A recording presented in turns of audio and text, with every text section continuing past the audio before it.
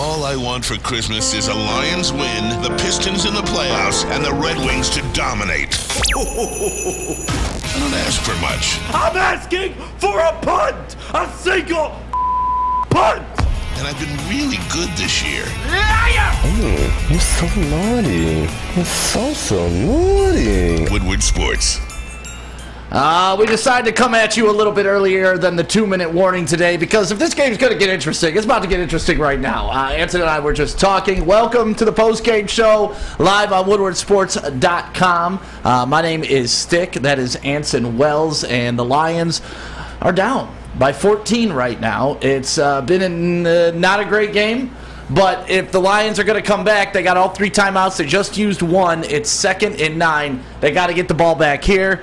Still 14 points. They could do it.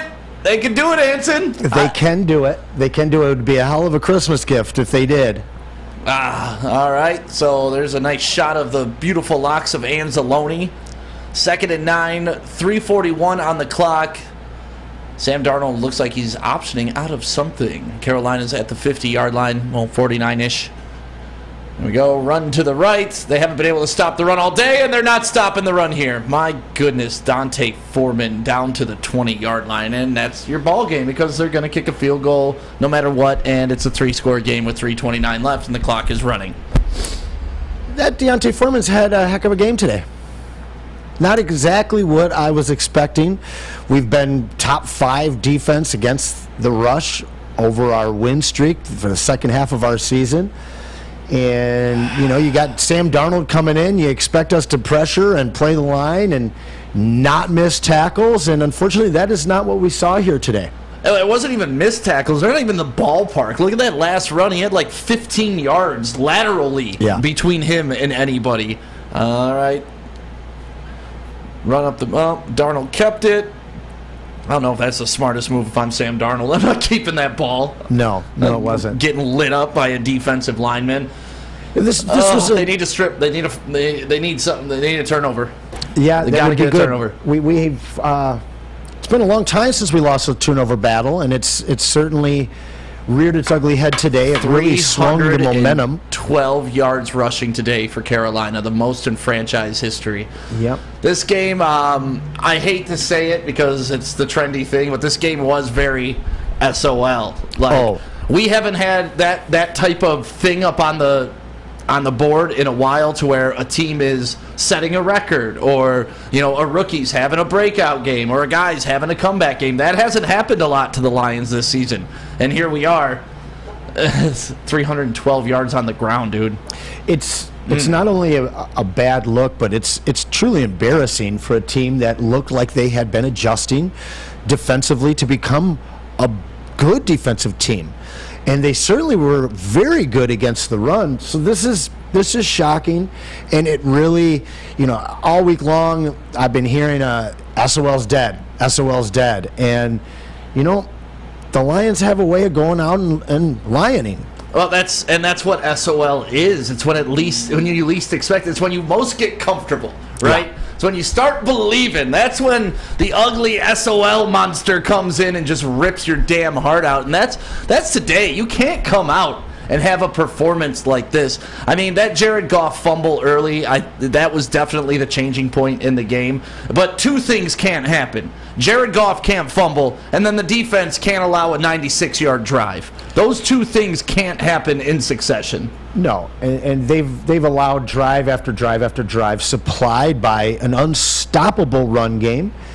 And it just has really kind of reminded Lions fans of where we truly are. You know, and as great as we've looked, we don't have the personnel to go out and continue win streaks the way that everybody had hoped. To be quite honest with you, you know, as much as we need a change in the culture of the team, we also need a change in the culture of the fan base.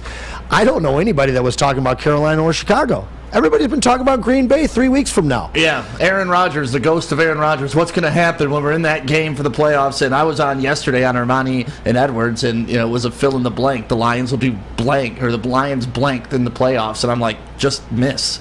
Yeah. And unfortunately, the schedule was tough, and then that tie between Washington and that tie between New York. Just mathematically, that kills the Lions. And then here they are. They drop this game, and now you're looking at a miracle to get into the playoffs. Yep. Well, there is a silver lining. Giants are losing. Seahawks are losing. And Seahawks are getting thumped. Yep. And Washington's got a very tough date in San Francisco. So you could see the playoffs picture stay exactly the same. I know, but you don't want to back into the playoffs, you certainly right? Don't. Like you want to go in with that momentum, the hottest team in the NFL. Like that's when Super Bowl teams come out of nowhere, when they've been playing like their asses on the line for weeks. Yep. And now now you got to hope other people mess up, and it's just you don't control your destiny anymore. Absolutely. And we, if we win out at 10 games, I just don't see us missing it. Yeah. But at the end of the day, they ain't winning out. Good football teams lose games. Even great football teams lose games. We're on a heck of a run right now. You've got to expect us to lose one. I mean, this team just doesn't have the personnel to go out and dominate week to week, especially on the road where we clearly have struggled this season, albeit a better team recently on away games. But I don't want to back in. I don't want to talk about the possibility that is still open for us to make the playoffs. But it's Christmas Eve, so let's talk silver linings. And realistically, the Redskins, the football team, the Commanders. On Christmas Eve, Anson. At least it's not on Thanksgiving. Man. At least it's not on Thanksgiving. My God, how dare you! But all three of these teams, the Giants could lose out. We could still get in over them. The Seahawks, all they have to do is lose one game. And the same thing with Washington. So there's two spots that are open there for the Lions. We can win this thing out and give ourselves at least an arguing chance and a hopeful, result on those other guys ahead of us. I'm not going to cry at a 9-win season if that's what happens with the Lions. But I also understand this fan base, and I understand if they lose out too, the 6-1 record really doesn't look as cool now, right? It's like, all right, they played like crap at the beginning of the season. They had a nice little streak, and then they finished it by they can't win a game against losing teams. Like, these last two games are important for the tone going into next year, for sure. What about this comment by John Ball in the WoodwardSports.com chat? Why did we draft J-Mo anyway? If you're not going to use him at all, why? And that's a question. Like, I thought they were weaning him back into the offense the last two games, and I thought that they were kind of playing with house money, maybe not wanting to show off what they can do with their new toy till like it was playoff time or something was on the line. But now that you're losing this game, why didn't you just bust him out and see what he could do? Well, I think that there's an acclimation time period for him still. He hasn't played football at all. It's not like he's ascended to getting reps. He just hasn't been active as a football player. And, you're taking a big step from the college game to the NFL game.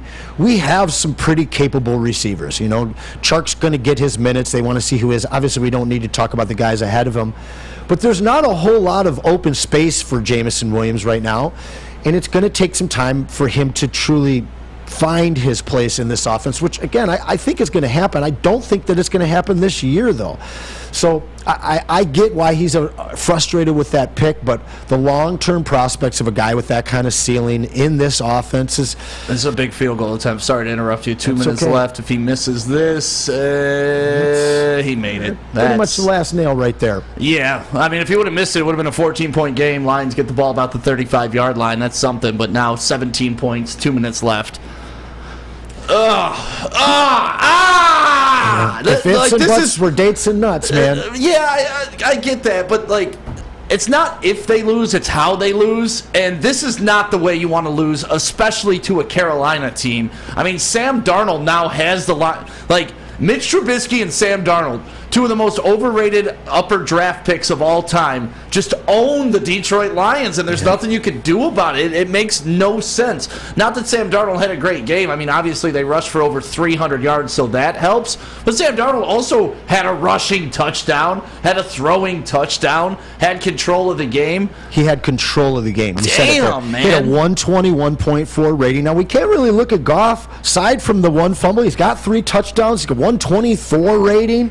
Put up 323 yards, but the problem is that he also led our team in rushing with only 15 yards? Yeah, where has the Lions' rushing offense gone? It certainly has kind of disappeared the last few weeks. And that's concerning. I know they've gone up against some good defenses, but at the same time, this is why you have a top 5 offensive line, so you can take your show on the road, punch people in the mouth, get 4 to 5 yards a carry, and keep the ball. Keep sustainable drives going, and that's what we didn't see here today at all. You talked about good losses and bad losses. Let's talk about those. In our 5 games that we lost, close, total of 17 points. That's just over 3 points a game. These 3 ass whoopings, 64 points, an average of 21 points, 3 touchdown losses, each one of those games. Really, I thought the Patriots game was the only game the Lions got outclassed this year, right? Until today. They got outclassed by a 5-9 team that has cycled through quarterbacks all year long. Hell, P.J. Walker was their starting quarterback at one point. There's still 151 left. Jared Goff drops back, throws over the middle. DJ Chark do for 12 yards. Chark has had a decent game. He has. But again, that speaks more to why you're not seeing more Jameson Williams, because we have 3 very capable receivers right now. Timeout. What's going on? Something going on. A little penalty or a timeout of some sort. Walter Briggs in the WoodwardSports.com chat. That fumble certainly changed the game. Yes, and I want to emphasize again, it wasn't just the fumble. It's the 96-yard drive after the fumble. Yeah. You could fumble. What the hell is that? Are you hearing a beep? I don't. Okay, well, that's just on my end then. I'll tell you what, AG is going to be getting a talking to. The whole defense, gap assignments were missed. Secondary, the secondary and the second level, they were just getting scooped up by any block that was coming their way. I didn't see the the need and the desire out of our defense that we've seen out of the last few weeks. Well, offense, they were just disheartened. What are they reviewing here? Or is somebody hurt? Might be reviewing that catch. I'm not sure why. I mean, at this point, who cares? They're really? Kind of. These are Matt Stafford points. Like, these are Patty Stafford time. Whatever. Yeah, it doesn't really matter either way at this point. Yeah. I was impressed with Goff today. I thought that this was going to be the day that he was going to look bad because of the cold. This is the coldest game in Carolina history. And, they told the press what they were going to do. They were going to try and control the game through the ground and pound, and the Lions clearly missed that memo. I'm scared. I'm scared about this team. You brought it up. Can this team lose out? Certainly. Can they win out? Certainly. They can make the playoffs, or they could really leave this town super, super down, feeling very, very SOL. And my concern is what kind of a finish are we going to have that's going to impact our free agency in a positive way? That's the thing. I don't think this team's going to implode by any stretch of the imagination. I mean, if they didn't implode at 1-6, they're not going to implode down the stretch, at least fighting with each other, making the culture seem like it's bad. There's still a desirable landing spot for a free agent, I think, coming into this year. But anybody who thinks, and Braylon texts this in our Woodward Sports group chat, anybody who thinks they should spend a high draft pick on a quarterback and not concerned about this defense, you're smoking crack. Yeah, absolutely. You are on 7 Mile smoking crack right now. They need to spend all their resources on defense. You cannot allow 300 yards rushing and expect to win in any time in a football game. And then, you can go to the Geno Smith game. You can't let Geno Smith do that to you. Yeah. If the Lions had any semblance of a defense this year, they'd be a 10-win football team by now. Yeah, I agree. I mean, where's our hole on offense? Aside from our running game not looking very good the last couple of weeks, looking trash today, and it's pretty easy to go out there and get guys, like Alexander Madison's a type of guy that's going to be out there that we don't have to spend any draft capital. Pollard? Yeah, there's a bunch of guys out there like that. So the Lions, they're not gonna, but if we could get them to go out and completely invest all of that draft capital in defense, we've already seen what these young defenders can do that have been hand-selected by Holmes and have been brought up and improved by the Campbell Brigade. Oh, Saquon with a 27-yard touchdown. Yeah. Well, to all of you that are losing your fantasy playoffs today, as well as dealing with this Lions shellacking, like Anson, my heart does go out to you. It does go out to you today. All right, Jared Goff in the shotgun. Minute 5 left. The Lions are down 37-20. They're at about the 46-yard line of Carolina. I mean, the Lions are going to put up another touchdown here. Who do you think's going to get it? They're not done. I think it's St. Brown time. Or why not? Let's go. Zylstra for 4. On the floor, Zylstra. Zylstra for 4. That's Give him something right. to talk about.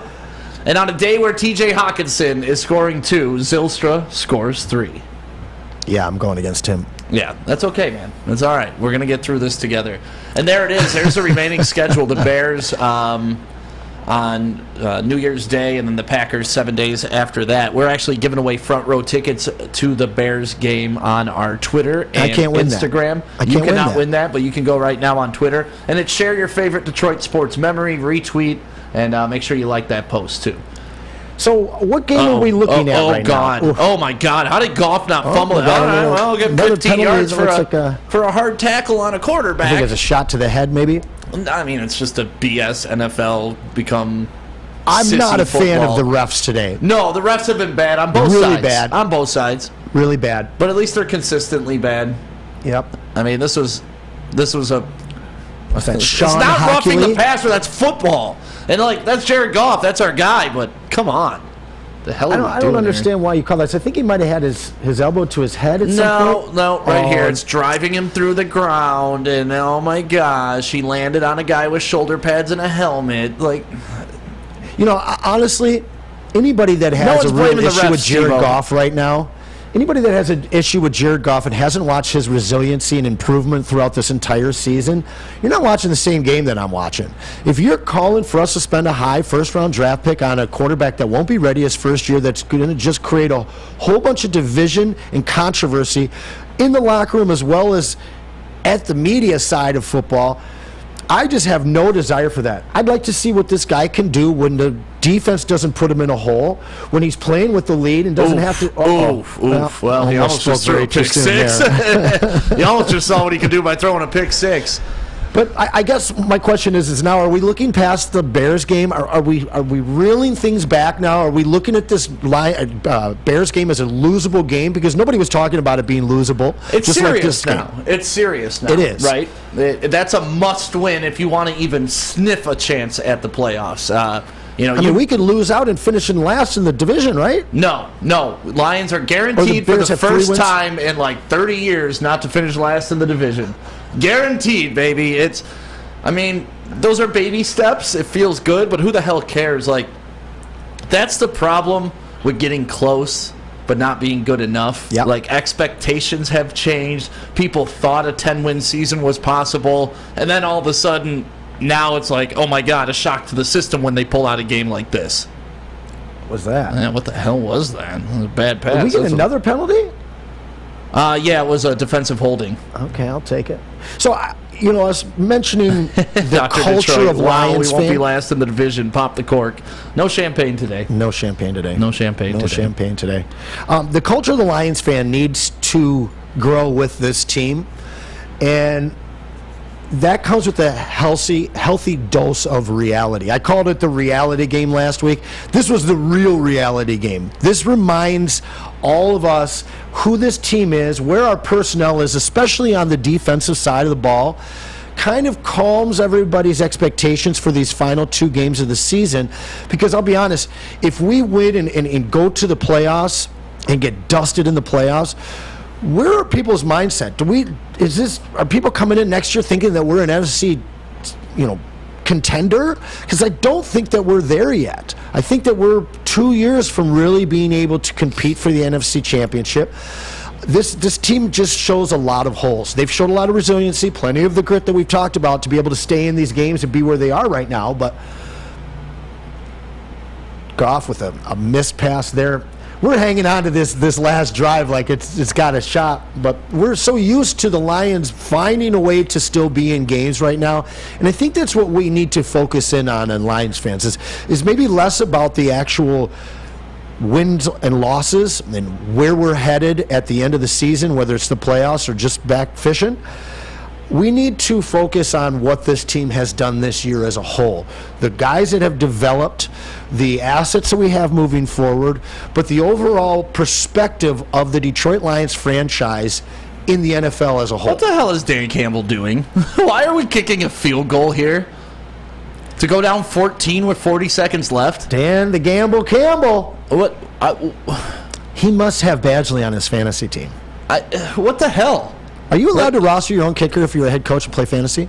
I don't even know if you're allowed to play fantasy if you're in the You NFL. shouldn't be. What? Hey, Okay, so now the so you're Lions are saying down there's a chance. 14 with 36 seconds left. All right. Yeah, it's over, but there is a 0.01% chance still for us here.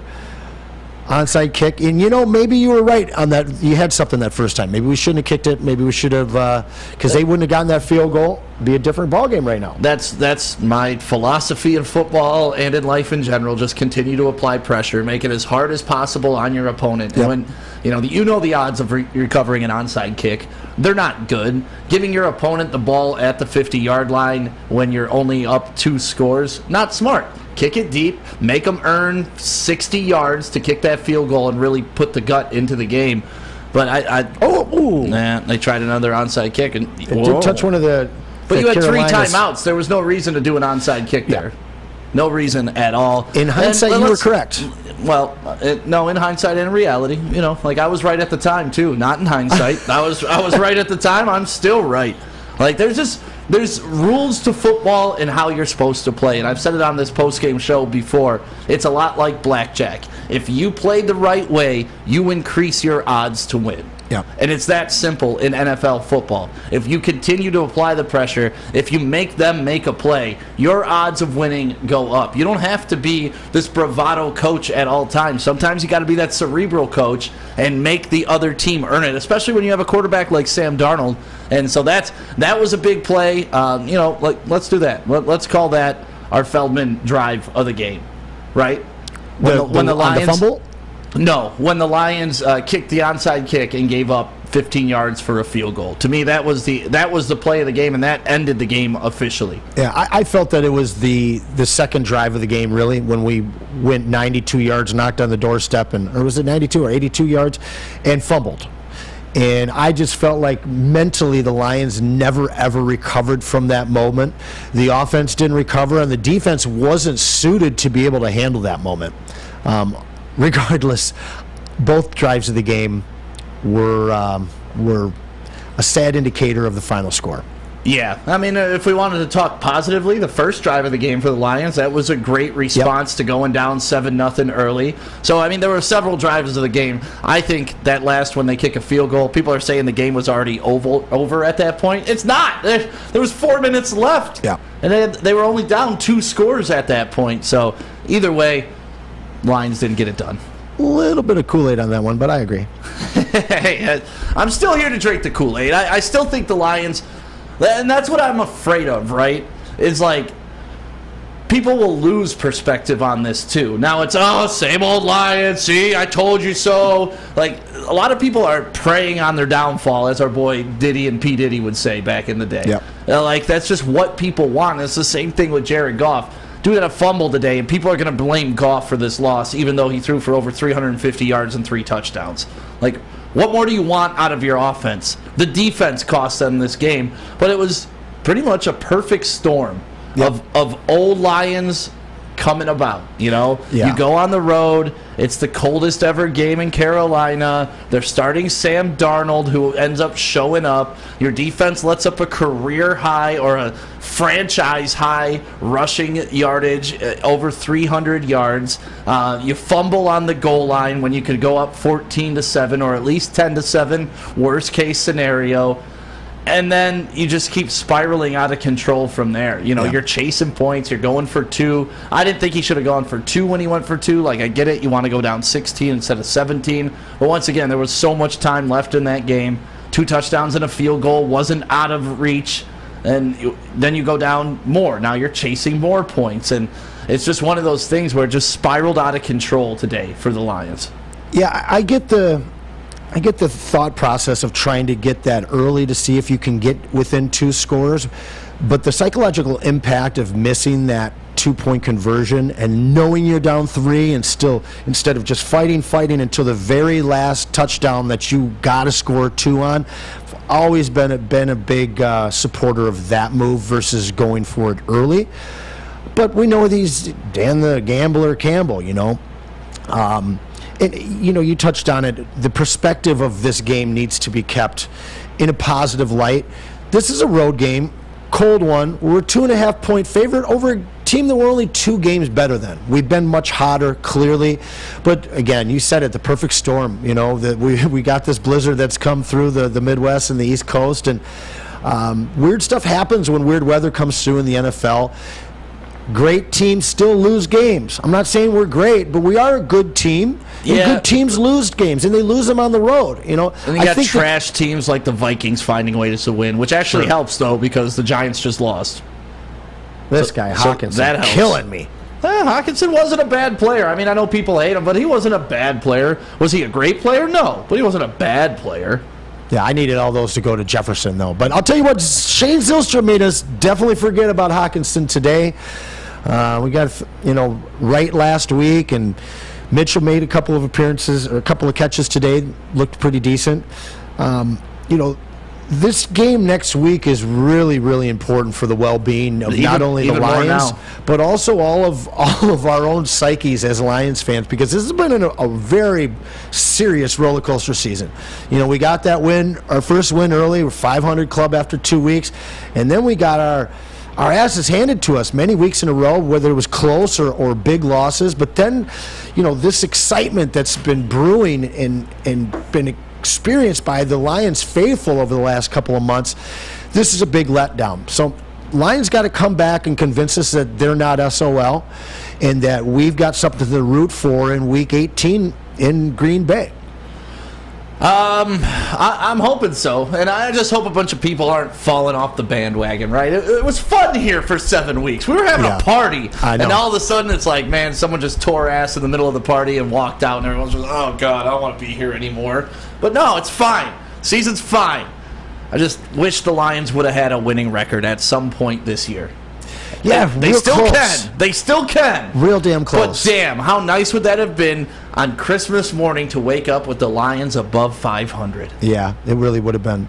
I'm seeing 8-9. I'm real proud of that, even if we do it. I think I had guessed 6 at the beginning of the season. I think you said 7. I know Vegas said 6.5. So even at this point, we're ahead of where the experts thought we were going to finish, with 2 games still to improve that. Yeah, I'm not throwing this year out the window, and I'm not going to panic and cry about this year, but this was a game that could have been a statement game for the Lions, and it was honestly a no-win situation for the Lions, because if they go in there and win, it's like, yeah, that's a team you're supposed to beat. Yep. But if they lose, it's, oh my God, they just lost to the Panthers, who are horrible. They really didn't have much to gain in this game, and I think you're right. I think not only was a lot of media around here focused on that Packers game, I think maybe the Lions may have been overlooking that too. And even though Calvin Shepard said, hey, with the history of the Detroit Lions, nobody around here has the right to get comfortable, I think the Lions looked like they got a little comfortable. Well, I agree. The defense certainly did. My question, I guess, is man, I'm really frustrated with this one, but do they come back and do they show us what they're supposed to show next week? Because realistically, my question is this is the first game in years that the pressure was on them, right? Yeah, no, this was the biggest game since the last game, honestly. But I mean, like the Jets game, I think was the biggest, most pressure moment for the Lions in probably 4 or 5 years. But there was pressure, but not expectations. It was on the road, and who are we? Can we win on the road again? And now we showed that we did. We came back in the last 2 minutes to get the go-ahead touchdown, and now we're coming in with the swagger like this is a game we're going to win. We're looking past it, but that's a learning moment too, right? These guys have to learn how to win when they are the favorites. You know, it's real easy to be the underdog and have no expectations. You're swinging in the fight, you have nothing to lose.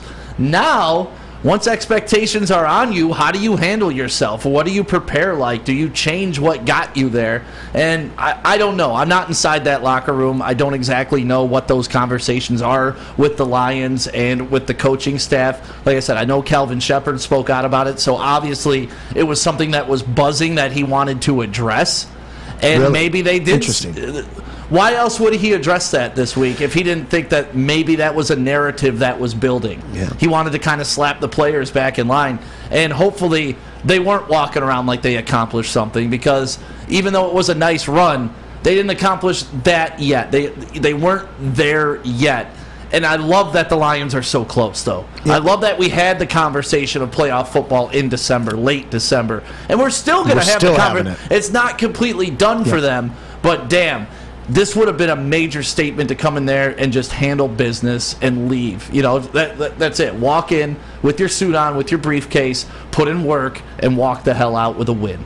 And early in the season, you and I were talking about good losses, and I know you hate those, but when you lose to the Eagles, which seem to be the class of the NFC, by 3, and you lose to the Bills by 3, the class of the AFC, and you look at these very close games with great playoff-bound teams that we just barely lost, it started to kind of stack up, and you're like, well, how many of these good losses can we have? This one needs to be a great loss of a very different sense. And it needs to be a learning moment. This is the first time where you guys came in truly as favorites in a situation where you knew you basically controlled your destiny to be a playoff team, and you came in flat. You fell on your face, and this has to be a big fail-forward moment for this franchise, because there hasn't been many games like this in a very, very long time. And these next two games are going to be just like it. That's why I really wanted to win. You know, yeah. Not only there hasn't been games like this in a long time, they haven't responded to games like this in a long time, and it just really would have been nice, but obviously they didn't win. And you know, I'll never understand Goff haters. I really don't. Like I'm getting rather tired of defending Jared Goff and trying to talk common sense into people who think the quarterback is the problem when the defense just let up over 300 yards rushing. Yeah. How is that Jared Goff? Does he play defense? Right. Well, and you know, there's no Joe Burrows coming out this year. I mean, maybe, but we don't see a Joe Burrow coming out. The guys that are quick, that are, you know, elite athletes at the quarterback position, I think the top 5 are all injured right now. It's an unsustainable situation, and when you have a guy that has been able to move the ball and create a top offense this year, because Lions fans, let's face it, this is a top offense, one of the best offenses in the league. And you have a quarterback who fits this system, who's able to spread the ball around, and has not caused problems for this team. He hasn't made the mistakes that you've seen of Lions quarterbacks in the past. Sure, bad handoff today, but you didn't see him turning the ball over week after week. This is a guy. Turnovers happen, right? Yeah. Like that happens. Not that it happened in a great spot, but it happens, and I'm not going to accept it if it's consistent. Sure. But it happens, and I'm not going to hold that against him when he's throwing for over 300 yards and 3 touchdowns. Yep. I have a really rough time thinking that guy's the problem. And also the people in here saying that they need to fire Aaron Glenn now. It's like, come on. Like, you can't be that wishy-washy, right? You got to stay the course at some point. You got to establish teamwork. You got to establish chemistry. You got to establish knowing the system. And if you're always in this constant state of change, you're never going to have that consistency to have building blocks. And yes, this was an awful game. Awful defensive scheme.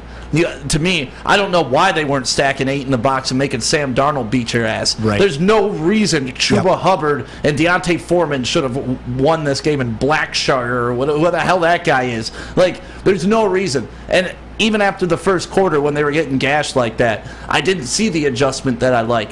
But if next game they only give up 3 points, are you going to be back on the keep 'em bandwagon? Like, just let it play out before we start throwing people off. Yeah, let's remember that the biggest indicator of losing in the NFL is change. Now, this is a team over their prior 2 weeks had let less than 80 total yards in rushing through their prior 2 games. Right, they went from like more 170 in the first like 6 games to like 70 in the past 5. Yeah, and the first possession for Carolina, basically they topped what we had allowed in the last 2 weeks. So again, This has got to be a learning moment for the Lions. You got to fail forward, but those learning moments aren't just reserved for players. Our coaching staff has to be allowed to learn. They have to be allowed to adjust and to grow. The team with the coaching staff, they've got to take this loss in stride, and they've got to come out against the Bears at home, and they've got to hold serve. If they come out and the defense is at a loss again, and then we show that again versus Green Bay, then we can talk about Green, because he's a guy that we've seen let us down a little bit this season. But I still don't believe that the Lions have the personnel on the defensive side of the ball for anybody to really get upset. I believe that they've played above their heads many, many weeks. We've got young guys that are making plays that, if they continue to progress, they're going to continue to make those plays as we line them up aside some, solid veteran presences on the defensive side. But, calling for guys' job after this loss, after the stretch of wins that we've had, pump the brakes, guys. Yeah, just if you're going to celebrate, you got to also be able to take an L every now and then. Yep. And as a Lions fan, you should be used to taking L's. This is the problem with expectations, though. A lot of people, they overreact instead of just understanding that sometimes it's any given Sunday in the NFL, and the Panthers can beat a team like the Lions. I hate that it was today. I hate that it was in this moment. And like I said, they just threw away a huge opportunity to reestablish themselves, even further bury that SOL concept. But now that people are already back at it, same old Lions. And this was, I'll admit, a very SOL performance. It was. And it's tough to defend against that. If they come out and lose on a last-second field goal, or they're competitive the whole game, that's one thing. But letting up a franchise record rushing total to the Carolina Panthers, SOL. That's an SOL thing. So anytime I see record, I think SOL, because that's what you do. That's what the SOL used to do. The new guys used to set records, like Jamison Williams, first ever catch. That was the B&L. Yep. I just don't want this SOL to continue. Well, that's the perfect segue for my question. At what point can you officially say SOL's over? A playoff berth? A playoff win? A Super Bowl? I don't know. And I'm so used to the abuse, as bad as that sounds. Yeah. I don't think I'll ever be comfortable with the Lions being good. I'll always wait for that other shoe to fall. I'll fair. always wait for the downfall. Super fair. It'll always be in the back of my mind. I'll always be hopeful for the best. And you know me, I'm a diehard Lion. I'm going to stick with them whether they win or lose. That's my team. This is where I was born. Ride or die with the Lions. Yes, sir. But at this point in my life, with how much I have witnessed, I don't know if I could ever sit there and just be comfortable with a winning team and accept it for what it is. I'm always waiting for that other shoe to drop. Yeah, I think that we need to see a winning record next year and a playoff berth to feel like the SOL could be gone. And it's got to be a playoff win. It has to be a win and not a berth. The Lions have had berths in the past 10 to 15 years. It's got to be a playoff win. Certainly. And I can feel it going away once we hit that playoff berth, but until we get a win, we still have just one win in 75 years. One playoff win, that's it. And until that changes, we are SOL. Period. If yes we won and these no. 3 games, Yes and no. Let's if there's a mountain, right, and SOL's at the bottom of the mountain, BNL's at the top of the mountain. We were making a solid climb. What was at the top? BNL, brand new Lions. Oh. And so the Lions were they were halfway there, right? And now they just fell down the cliff a little bit. Sure. They're not all the way back down. They got to reestablish and climb up maybe to where they were a couple weeks ago now. But you know where everybody dies on Mount Everest. It ain't at base camp. It's at the top. That's right. It's hard to get up there. It surely is. And that's why the Lions need to continue to figure out how to win and need to take these types of losses. And we'll see what the Lions are made of next week. If they come out and lay another egg, then I'll double down on, all right, SOL. They're not out yet. But if they come back and absolutely smack Justin Fields and absolutely shut him down and just destroy the Bears like they should, it's like, all right, They're back on track. One more game against Aaron Rodgers. Let's keep this momentum going. So the Bears game next week has just become a pivot moment in franchise history. I agree. It's become probably the biggest game of the season. You're going to be at home in front of the Ford Field faithful. It's going to be loud. You got no excuses for weather or anything like that. This is where Jared Goff plays excellent. But you're also going to be leaving that last taste in Detroit's mouth for a whole offseason. You know, we're not going to host a playoff game if we somehow made it. That's not going to happen. The Lions have an opportunity with that game to send everybody home feeling good. And then we got a true test in Green Bay. To me, the Green Bay game we can lose as long as we can win this game and get to 8 wins. 8 wins is paramount for this team looking forward into what this regime wants to do in the offseason. Yeah, they've already proven that they can win, right? It's now finish strong. How are you going to finish? That's what says a lot about you, especially even if they lose the next game and now nothing's on the line. Can you go into Green Bay and win? So that's my question.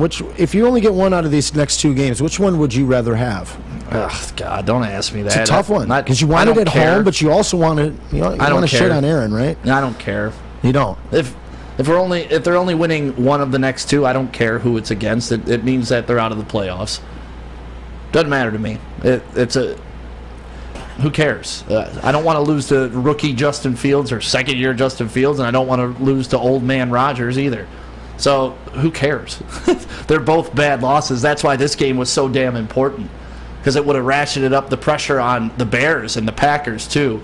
Now everybody's kind of in the same boat, you know? And the Packers, God, if the last game of the season is a playoff game with the Packers in Lambeau now, because of this, we're going to have similar records, if not the same record. Ugh. That means we might be playing Sunday night.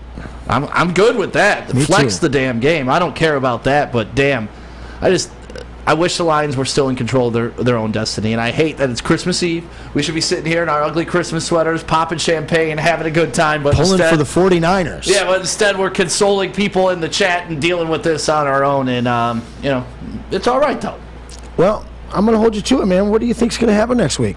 I think the Lions will win next week. Yeah? Damn, A.J. Brown. I think the Lions will win next week.